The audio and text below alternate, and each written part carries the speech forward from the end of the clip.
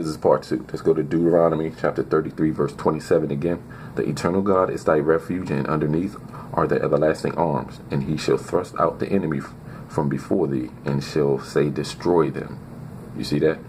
Let's go to Psalms 9, verse 6. Psalms 9 and 6. O thou enemy, destruction are come to a perpetual end. Because that's what they constantly do. They go to different parts of the world, and then the other nations go and are in league with Edom, the so-called European. That's his original name. That's where he comes from. They are in league. That's why when you read in Psalms 83, they come to conspire against Israel, for their name shall be no more. So that's why people don't understand who they are. They think they're African American. You take on your oppressors' names, and then you are trying to fight for rights that don't have anything to do with you at all. How can you fight for rights when everything that they're doing is left? It's on the left-hand side. So what rights are you fighting for? 33 verse 27. The eternal God is thy refuge, and underneath are the everlasting arms. And he shall thrust out the enemy from before thee, and shall say, destroy them. You see that? So we have to wait till the Most High give us eternal bodies. That's what this scripture is telling you. That's in Corinthians when it says, when you shall put on corruption, shall put on incorruption, or incorruptible. Our bodies will be changed. So that's why they're trying to come out with antimatter weapons. But that stuff is going to be destroyed. Okay? Let's go to Psalms 9 verse 6. It will be an invasion. Okay? Period. So all what they're doing is just is fulfilling prophecy. So you blacks that want to go out there and march and get protest, they're gonna kill you. Period. Leave that mess alone. It's gonna get you killed. Go to your job and go to your family and protect your family. But don't be going out in the streets putting yourself at risk, because it's a waste of energy. It's negative on your body. Okay? Let's go to Psalms 9 verse 6.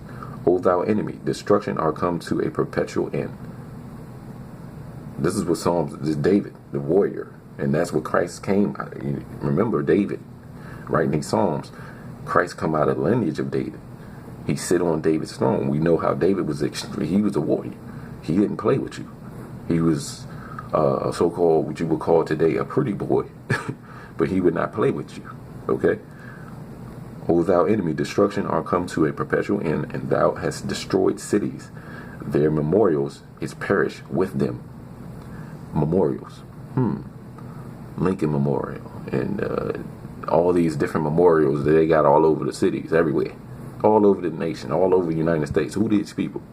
So that's how you know who Edom is, because they put their memorials everywhere. The Lincoln Memorial, the Jefferson Memorial, and all this, whatever. I even forgot some of them, because once you start understanding and connecting, it don't mean nothing to you. Okay, you push me over. Okay, well, how can you say that you work here, you work there? Nah, but I'm here because I have to be here, not because I want to. Okay, Psalms 9 verse 6. O thou enemy, destruction are come to a perpetual end, and thou hast destroyed cities, their memorials is perished with them. Okay, let's go to 1 Corinthians 15 verse 26. This is when we are redeemed from this world. Okay, as we just read in Psalms 9 and 6, the Most High is going to fight our battles for us, as it says in Deuteronomy chapter 33 verse 27. 1 Corinthians 15 verse 26 says, the last enemy that shall be destroyed is death. Why? Because that's what most people fear. That's your enemy, because you're only supposed to fear the Most High. Okay? It's amazing how these little streaks are coming through from the light. Some people believe it could be, a spiritual intervention and all. I don't know, but that's not something that I get into. Now I'm going to read something extremely important for you so-called blacks and I'm saying so-called blacks because I know that you are Hebrews from Abraham's seed, the tribe, the children of Jacob, and a lot of you don't know that. So why you think they're killing us like that? Come on now. And you're going to find out. Let's just see if you can interpret these scriptures that I'm about to go into in Habakkuk chapter 1, and I'm going to start at the first verse. The burden which Habakkuk the prophet did see. So he saw something, and it was a burden to him. This is why. O Lord, how long shall I cry? And what people are linked in with Habakkuk? Okay? And thou wilt not hear, even cry out unto thee of violence, and thou wilt not save unto violence. So the Most High is putting the spirit on these other nations and the European and all that to come against us, because we are the people that fell from the beginning. Verse 3, why doest thou show me iniquity and cause me to behold grievance? Right? For spoiling and violence are before me.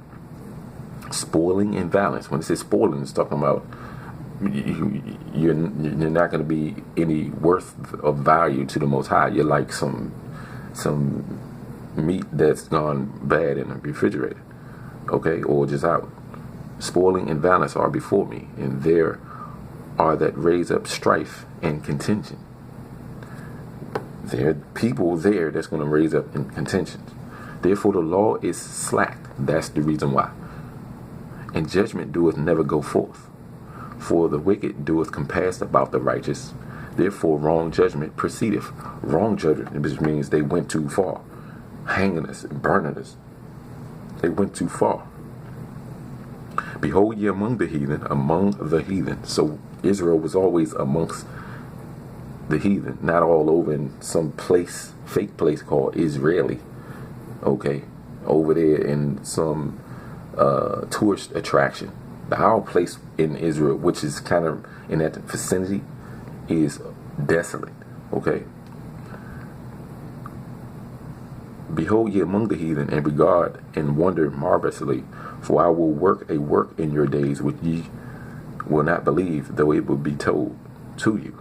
Which means you won't believe it, but it will be told to you, which is talking about our generation today. For lo, I raise up the Chaldeans. When it talks about the Chaldeans, you're talking about magicians. All right. And these same people, the customs of these Chaldeans are your Americas today. Okay. That bitter and hasty nation. That bitter and hasty nation. That bitter and hasty nation. What people are bitter and hasty today? Go into different lands and deal with them.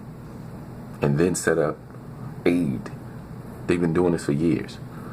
And hasty nation, which shall march through the breadth of the land. March through, march.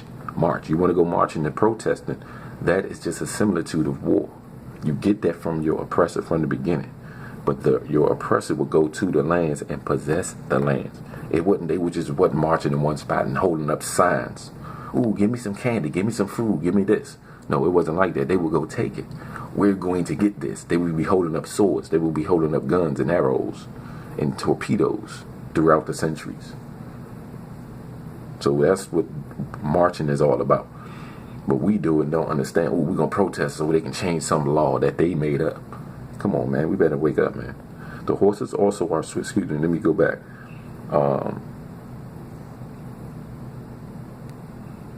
Let me go back here. Verse 6. Habakkuk chapter 1, verse 6. For lo, I raise up the Chaldeans, that bitter and hasty nation, which shall march through the breadth of the land, to possess the dwelling places that are not theirs. It's not their land. What people took over this land, okay?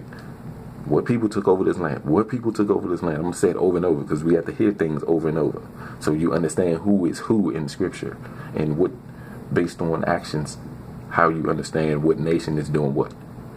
They are terrible and dreadful, right? Their judgment and their dignity shall proceed of themselves, which means their bloodline will continue this. They are terrible and dreadful, right? Let's go to verse 8. Their horses also are swifter than the leopards, and are more fierce than the evening wolves, and their horsemen shall spread themselves, and their horsemen shall come from afar. They shall fly as the eagle. What people put themselves up as eagles, right? That hasteth to eat. They shall come all for violence. Their faces shall sup up as the east wind. And they shall gather the captivity as the sand. Captivity. Okay, I have to go. I had some more stuff I'm going to get to. This thing is not going to let me go over 10 minutes. Hopefully you all enjoy these videos. Shalom.